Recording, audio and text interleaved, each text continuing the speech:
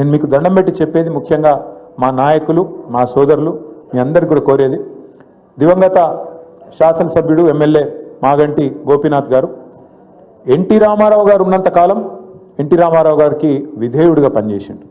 కేసీఆర్ గారితో చేరిన తర్వాత కేసీఆర్ గారికి విధేయుడిగా మనము ఎలక్షన్లో ఓడిపోయినా, కొంతమంది ఎమ్మెల్యేలు జంపుకొట్టినా, నేను అసంటోని కాదన్నా, మళ్ళా కేసీఆర్ గారిని ముఖ్యమంత్రి చేసేదాకా నేను ఎక్కడికి పోను, మీతోనే ఉంటా అని చెప్పి గట్టిగా నిలబడ్డ నాయకుడు మాగంటి గోపీనాథ్ గారు.